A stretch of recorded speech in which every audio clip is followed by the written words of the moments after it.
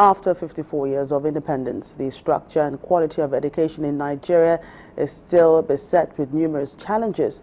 But the problem is largely due to the inconsistency of policies at the level of implementation and lately insurgency in the northeastern part of the country, which has given further setbacks to that sector.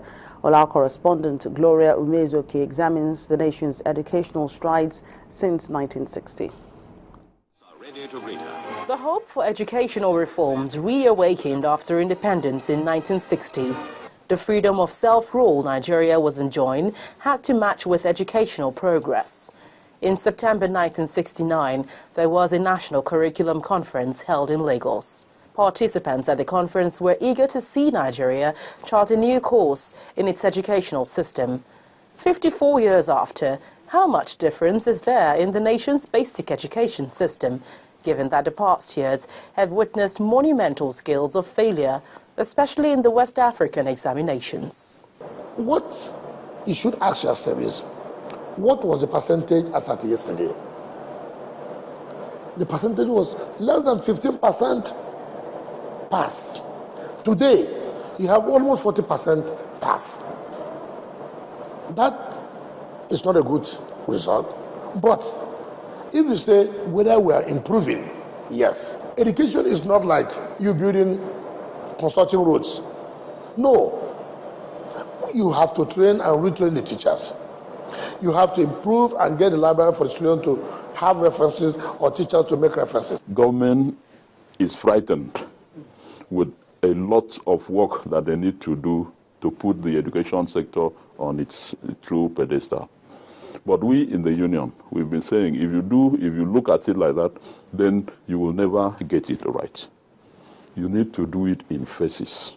Like most other African countries, Nigeria at independence in 1960 had no university and very few primary and secondary schools.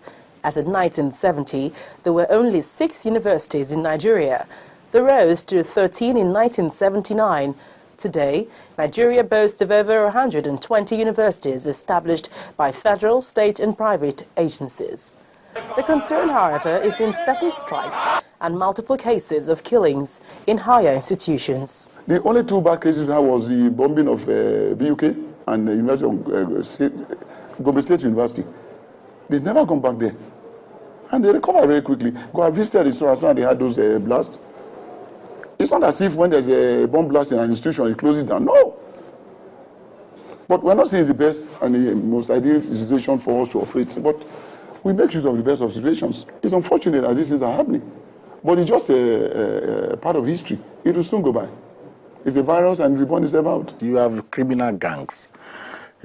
Criminal gangs coming up in the university, and they've always, they get more, as impunity grows in society, it has its ripple effect in institutions. Of course, you have meddlesomeness, government meddling into especially tertiary education in such a manner that it's become negative.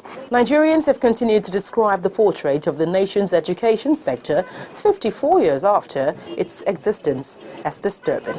As the sector grapples with the ambitious task of education for all by 2015, in spite of the now improved budget in 2014 to about 493 billion naira, it appears so much needs to be changed to bridge the system shortfalls and redefine the concept of the Independence Day celebration in the nation's education sector. Gloria Umezoke, Channels Television News.